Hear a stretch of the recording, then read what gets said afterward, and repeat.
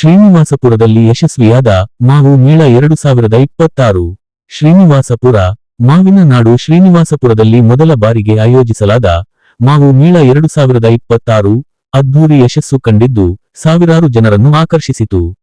2 ದಿನಗಳ ಕಾಲ ನಡೆದ ಮೇಳವನ್ನು ಶ್ರೀ ಬಾಲಾಜಿ ಎಜುಕೇಷನಲ್ ಟ್ರಸ್ಟ್ ಆಶ್ರಯದಲ್ಲಿ ಸಮಾಜ ಸೇವಕಿ ಇಂದಿರಾ ರೆಡ್ಡಿ ಅವರ ನೇತೃತ್ವದಲ್ಲಿ ಆಯೋಜಿಸಲಾಗಿತ್ತು. ಮೇಳವನ್ನು ರವಿ ಕೃಷ್ಣ ರೆಡ್ಡಿ, ನೀಟೂರು ಚಿನ್ನಪ್ಪ ರೆಡ್ಡಿ ಹಾಗೂ ಇಂದಿರಾ ರೆಡ್ಡಿ ಅವರು ಮಾವಿನ ಸಸಿಗೆ ನೀರುಣಿಸುವ ಮೂಲಕ ಉದ್ಘಾಟಿಸಿದರು. ಕಾರ್ಯಕ್ರಮದಲ್ಲಿ ಮಾತನಾಡಿದ ಇಂದಿರಾ ರೆಡ್ಡಿ, ಮಾವು ಬೆಳೆಗಾರರು ನ್ಯಾಯಯುತ ಬೆಲೆ ಪಡೆಯಲು ಇನ್ನೂ ಸಂಕಷ್ಟ ಎದುರಿಸುತ್ತಿದ್ದು, ರೈತರ ಹಿತಕ್ಕಾಗಿ ಸರ್ಕಾರ ಹಾಗೂ ಮಾರುಕಟ್ಟೆ ವ್ಯವಸ್ಥೆ ಪರಿಣಾಮಕಾರಿಯಾಗಿ ಕಾರ್ಯನಿರ್ವಹಿಸಬೇಕೆಂದು ಒತ್ತಾಯಿಸಿದರು. ಮೇಳದಲ್ಲಿ ವಿವಿಧ ಮಾವಿನ ತಳಿಗಳು, ಮಾವಿನಿಂದ ತಯಾರಿಸಿದ ಆಹಾರ ಪದಾರ್ಥಗಳು, ಕೃಷಿ ಉತ್ಪನ್ನಗಳ ಪ್ರದರ್ಶನ, ಕೃಷಿ ತಜ್ಞರ ಉಪನ್ಯಾಸಗಳು ಹಾಗೂ ರೈತರಿಗೆ ಮಾರುಕಟ್ಟೆ ಮಾಹಿತಿ ನೀಡಲಾಯಿತು. 15ಕ್ಕೂ ಹೆಚ್ಚು ಮಳಿಗೆಗಳು ಜನರ ಗಮನ ಸೆಳೆದವು. ಸಾಂಸ್ಕೃತಿಕ ಕಾರ್ಯಕ್ರಮಗಳು, ಮಿಮಿಕ್ರಿ, ಜಾನಪದ ನೃತ್ಯ ಹಾಗೂ ಸಂಗೀತ ಕಾರ್ಯಕ್ರಮಗಳು ಮೇಳದ ಆಕರ್ಷಣೆಯಾಗಿದ್ದವು. ವಿವಿಧ ಕ್ಷೇತ್ರಗಳ ಸಾಧಕರನ್ನು ಇದೇ ವೇಳೆ ಸನ್ಮಾನಿಸಲಾಯಿತು. ಮಾವು ಬೆಳೆಗಾರರ ಸಮಸ್ಯೆಗಳಿಗೆ ಧ್ವನಿಯಾಗಿ ಕೃಷಿ ಮತ್ತು ಗ್ರಾಮೀಣ ಆರ್ಥಿಕತೆಯ ಅಭಿವೃದ್ಧಿಗೆ ಹೊಸ ವೇದಿಕೆಯಾಗಿರುವ ಮಾವು ಮೇಳ 2026 ಭವಿಷ್ಯದಲ್ಲಿ ಇನ್ನಷ್ಟು ವಿಸ್ತೃತವಾಗಿ ಆಯೋಜಿಸುವ ಸಂಕಲ್ಪವನ್ನು ಸಂಘಟಕರು ವ್ಯಕ್ತಪಡಿಸಿದ್ದಾರೆ. ಅದು ರೈತರ ತೂಕ ಹಾಕೊಂಡು ಹೋದ್ರೆ ಮಾರ್ಕೆಟ್ ಅಲ್ಲಿ ಇರೋರು ಒಪ್ತಾ ಇಲ್ಲ.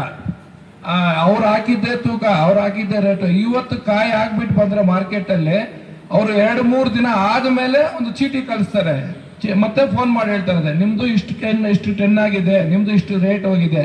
ಆವತ್ತಿನ ದಿನ ಕಾಯಿಗೆ 3 ದಿನ ಆದ್ಮೇಲೆ, ಯಾಕಂದ್ರೆ ಕಾಯಿ ತಿಂದು ಹಣ್ಣಾಗಿ ತಿಂದು ಖಾಲಿ ಆಗಿರುತ್ತೆ, ಆವಾಗ ರೇಟು ಮತ್ತೆ ತೂಕ ತಿಳಿಸ್ತಾ ಇದ್ದಾರೆ ಮಾರ್ಕೆಟ್ ಅಲ್ಲಿ ಇರೋರ್ಗು. ಈ ಸೆಂಟ್ರಲ್ ಇರೋರ್ಗಿಂದ ತುಂಬಾ ತೊಂದರೆ ಆಗ್ತಾ ಇದೆ. ಇದು ಮುಂದಿನ ದಿನಗಳಲ್ಲಿ ಅದಕ್ಕೆ ಒಂದು ಏನೋ ಪರಿಹಾರ ಕೊಡ್ಬೇಕು ರೈತರಿಗೆ, ಮತ್ತೆ ಅದಕ್ಕೆ ಏನೋ ಒಂದು ದಾರಿ ತೋರಿಸ್ಕೊಡ್ಬೇಕು. ಇದೇ ತರ ಹೋಗ್ತಾ ಇದೆ ಶ್ರೀನಿವಾಸಪುರ ರೈತರು ಆತ್ಮಹತ್ಯೆಗಳು, ಮತ್ತೆ ಅದೇ ಬೇರೆದ್ರಲ್ಲಿ ನೋಡಿ ಕಬ್ಬು, ಬೇರೆ ಜಿಲ್ಲೆಗಳಲ್ಲಿ ಕಬ್ಬು ನಾಶ ಆಗ್ತಾ ಇದೆ, ಮತ್ತೆ ಬೆಳೆ ಹಾಳಾಗ್ತಾ ಇದೆ, ಸೂಸೈಡ್ ಮಾಡ್ಕೊಂತ ಇದಾರೆ, ನೇಣು ಹಾಕೊಂತ ಇದಾರೆ. ಅದೇ ಶ್ರೀನಿವಾಸಪುರ ಇರೋ ರೈತರಲ್ಲಿ ತುಂಬಾ ಧೈರ್ಯವಂತರು. ಯಾಕಂದ್ರೆ ಏನೇ ನಷ್ಟ ಆಗ್ಲಿ ನಾವು ಬದುಕೇ ದಾರಿಗೆ ಇನ್ನು ಈ ವರ್ಷ ಇಲ್ಲ, ಮತ್ತೆ ಮೊದಲಿನ ವರ್ಷ ಸಿಗುತ್ತೆ, ನಮ್ಗೆ ಇವತ್ತಿಲ್ಲ ನಾಳೆ ಸಿಗುತ್ತೆ ಅನ್ನೋ ಧೈರ್ಯದಿಂದ ಬದುಕ್ತಾ ಇದ್ದಾರೆ. ಅವ್ರಿಗೆ ಮುಂದಿನ ರೈತರಿಗೆ ಏನಾದ್ರು ಒಂದು ದಾರಿ ತೋರಿಸ್ಕೊಡ್ಬೇಕು. ಅದು ತೋರಿಸ್ಕೊಡ್ಬೇಕಂದ್ರೆ ಮುಂದಿನ ದಿನಗಳಲ್ಲಿ ನಾವೇ ಮುಂದ್ಗಡೆ ಯಾರು ಒಳ್ಳೆಯವರು ಅಂದ್ಬಿಟ್ಟು ತೀರ್ಮಾನ ಮಾಡಿ ಅದನ್ನ ನಿರ್ಧಾರ ಮಾಡಿದ್ರೆ ಮಾತ್ರ ನಮ್ಮ ಜನರಿಗೆ ಅರ್ಥ ಆಗತ್ತೆ. ದಯವಿಟ್ಟು ಮುಂದಿನ ದಿನಗಳಲ್ಲಿ ನೋಡಿ ನೀವೇ ಯೋಚನೆ ಮಾಡಿಬಿಟ್ಟು ನಿರ್ಧಾರ ತಗೊಳ್ಳಿ. 10 ದಿನಗಳ ಹಿಂದೆಯಿಂದ ನಮ್ಮ ಪ್ರಯತ್ನ ಇವತ್ತಿಗೆ ಮುಕ್ತಾಯ ಆಗಿದೆ. ಈ ಕಾರ್ಯಕ್ರಮದ ಉದ್ದೇಶ ಇಲ್ಲಿನ ಸ್ಥಳೀಯ ರೈತರಿಗೆ ನಾವು ಅನುಕೂಲ ಮಾಡಿಕೊಡ್ಬೇಕು. ಮತ್ತೆ ಇವತ್ತು ಆಗ್ಲೇ ನಮ್ಮ ಸ್ನೇಹಿತರೊಬ್ರು ಹೇಳ್ತಾ ಇದ್ರು, ನಮಗೆ ಪಟಾಕಿ ಬೇಕು ಅಂತಂದ್ರೆ ಬೇರೆ ಊರಿಗೆ ಎಲ್ಲಿ ಮ್ಯಾನುಫ್ಯಾಕ್ಚರ್ ಮಾಡ್ತಾರೆ ಅಲ್ಲಿಗೆ ಹೋಗಿ ಖರೀದಿ ಮಾಡ್ಕೊಂಡು ಬರ್ತೀವಿ. ಆ ಲೆವೆಲಲ್ಲಿ ಏನು ಬ್ರ್ಯಾಂಡಿಂಗ್ ನಿರ್ಮಾಣ ಮಾಡ್ಕೊಂಡಿದ್ದಾರೆ. ಆದರೆ ಶ್ರೀನಿವಾಸಪುರದ ಜನತೆ ಪ್ರಕೃತಿಯಿಂದ ಬರ್ತಕ್ಕಂತಹ ಈ ಮಾವನ್ನ ಬೇರೆ ಎಲ್ಲೋ ಹೋಗಿ ಮಾರಾಟ ಮಾಡ್ಕೊಳ್ಳುವಂತಹ ಪರಿಸ್ಥಿತಿಯಲ್ಲಿದ್ದೀವಿ. ಬೇರೆಯವರು ನಮ್ಮ ಪ್ರದೇಶಕ್ಕೆ ಬಂದು ಖರೀದಿ ಮಾಡ್ಕೋಬೇಕು. ಆಗ ಮಾತ್ರ ನಮ್ಮ ಒಂದು ವಿಶೇಷತೆ ಗೊತ್ತಾಗುತ್ತೆ ಅಂತ ಹೇಳಿ ಆ ಒಂದು ಇಂಟೆನ್ಷನ್ ಇಟ್ಕೊಂಡೇ ಈ ಕಾರ್ಯಕ್ರಮ ಮಾಡಿರ್ತಕ್ಕಂಥದ್ದು. ಇಲ್ಲಿ ಗೊತ್ತಿದೆ ನಮಗೆ ಮಾವು ಬೆಳೆಗಾರರು ಜಾಸ್ತಿ ಇದ್ದಾರೆ, ಇಲ್ಲಿ ಖರೀದಿ ಆಗಲ್ಲ. ಎಲ್ಲರ ಮನೆಯಲ್ಲೂ ಮಾವು ಸೀಸನ್ ಬಂತು ಅಂತಂದ್ರೆ ಎಲ್ಲರ ಮನೆಯಲ್ಲೂ ಮಾವು ಇರುತ್ತೆ. ಆದ್ರೂ ಮೇಳ ಕಂಡಕ್ಟ್ ಮಾಡಿದ್ದೀವಿ ಅಂತಂದ್ರೆ ವ್ಯಾಪಾರ ಮಾಡೋ ಉದ್ದೇಶ ಅಲ್ಲ. ಇಲ್ಲಿನ ತಳಿಗಳನ್ನ, ಇಲ್ಲಿನ ವೆರೈಟಿಗಳನ್ನ ಬೇರೆ ಪ್ರದೇಶದಲ್ಲಿ ನಾವು ಪರಿಚಯ ಮಾಡಿಕೊಡ್ಬೇಕು. ಮೀಡಿಯಾ ಮುಖಾಂತರ, ಸೋಷಿಯಲ್ ಪ್ಲಾಟ್ಫಾರ್ಮ್ಸ್ ಮುಖಾಂತರ ನಮ್ಮ ಶ್ರೀನಿವಾಸಪುರದ ಹೆಮ್ಮೆಯನ್ನ, ಈ ಒಂದು ಐಡೆಂಟಿಟಿನ ನಾವು ಪ್ರಸಿದ್ಧ, ನಮ್ಮ ವಿಶ್ವ ಪ್ರಸಿದ್ಧ ಅಂತ ಹೇಳಿದ್ರೆ ಸಾಕಾಗಲ್ಲ. ಆದರೆ ರೈಟ್ ಪ್ಲಾಟ್ಫಾರ್ಮ್ ಅನ್ನ, ವೇದಿಕೆಯನ್ನ ಕಲ್ಪಿಸ್ಕೊಡೋದು ಈ ಮಾವಿನ ಮೇಳದ ಉದ್ದೇಶ ಆಗಿತ್ತು. ಈ ಒಂದು ಮಾವಿನ ಮೇಳ ನಾವು ಪ್ಲಾನ್ ಮಾಡಿದಾಗ ಇಲ್ಲಿರುವಂತಹ ನನ್ನ ಎಲ್ಲ ಸ್ನೇಹಿತರು ಮುಂದೆ ಬಂದು ಈ ಕಾರ್ಯಕ್ರಮದಲ್ಲಿ ನಾವು ಕೈ ಜೋಡಿಸ್ತೀವಿ ಅಂತ ಹೇಳಿ ಸಾಕಷ್ಟು ಪ್ರಯತ್ನಗಳನ್ನ ಮನೆ ಮಠ ಬಿಟ್ಟು ನಮಗೋಸ್ಕರ, ಈ ಶ್ರೀನಿವಾಸಪುರ ರೈತರಿಗೋಸ್ಕರ ಶ್ರಮ ಪಟ್ಟಿದ್ದಾರೆ. ಹ್ಯಾಂಡ್ ಬಿಲ್ಸ್ ಮನೆಗೂ ತಲುಪೋದಕ್ಕೆ ಅವರೇ ಸ್ವಯಂ ಪ್ರೇರಿತರಾಗಿ ಆಟೋಗಳನ್ನ ಮಾಡಿಕೊಂಡು ಕೆಲವೊಂದು ಆಟೋ ಘಟಕದವ್ರು ಇದ್ದಾರೆ, ಅವರು ಸಹ ಹೋಗಿ ಮನೆ ಮನೆಗೂ ಪಾಂಪ್ಲೆಟ್ಸ್ ಅನ್ನ ಹಂಚಿದ್ದಾರೆ. ಅದೇ ನಿಟ್ಟಿನಲ್ಲಿ ಇಲ್ಲಿ ಇರ್ತಕ್ಕಂತಹ ನಮ್ಮವರೇನೆ ಬ್ಯಾನರ್ಸ್ ಕಟ್ಸಿದ್ದಾರೆ, ಅವರೇ ಹತ್ತಿ ಕಟ್ಟಿದ್ದಾರೆ.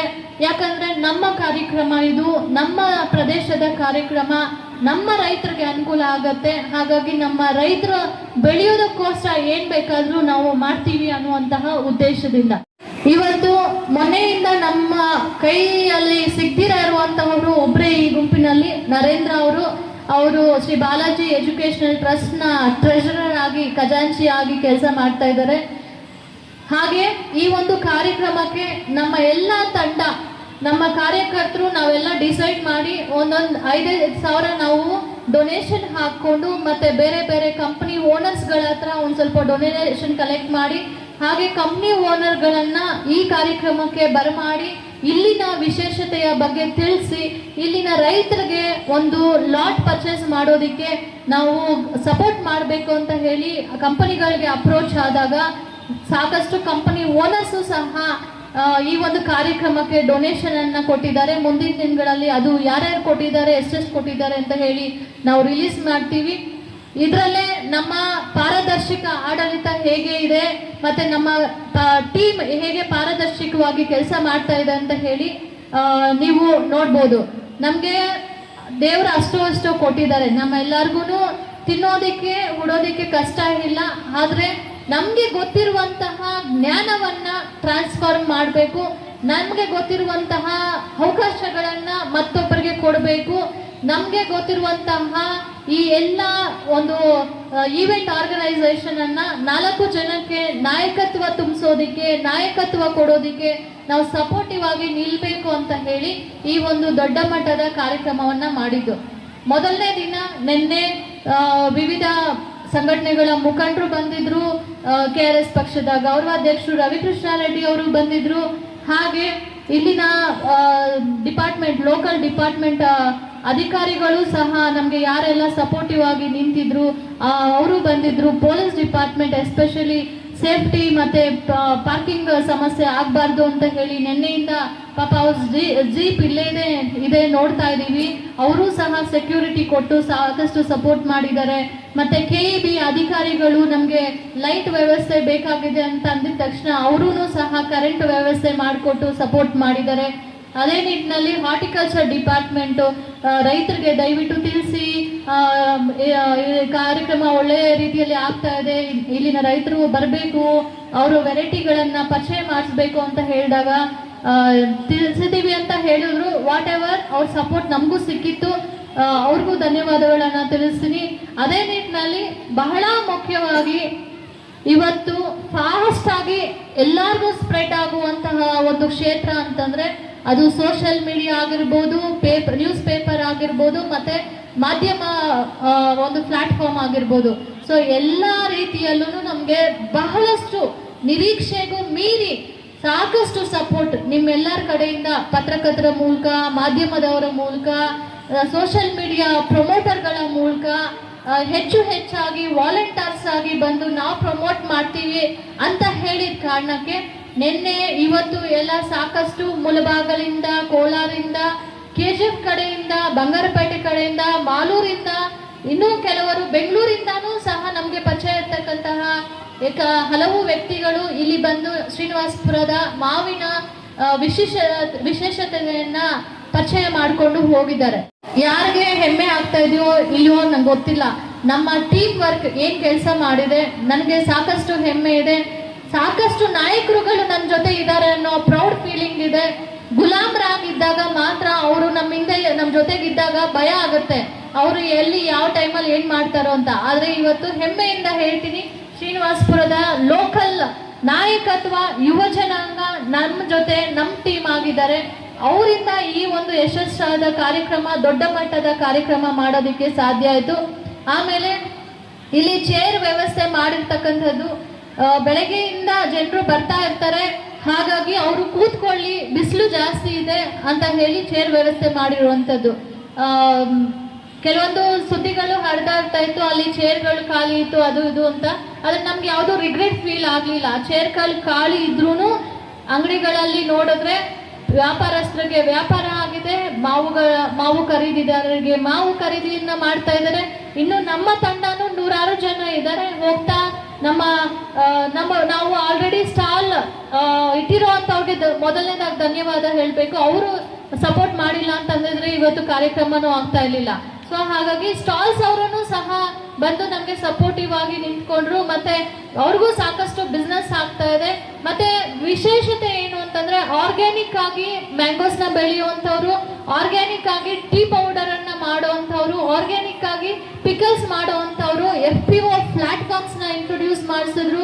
ಅವ್ರಿಗೆ ಸಿಕ್ಕಿರುವಂತಹ ಅವಕಾಶಗಳನ್ನ ಯುಟಿಲೈಸ್ ಮಾಡ್ಕೊಂಡು ಯಾವ ರೀತಿಯಲ್ಲಿ ಬೆಳೆದಿದ್ದಾರೆ ಅಂತ ಹೇಳಿದ್ರು.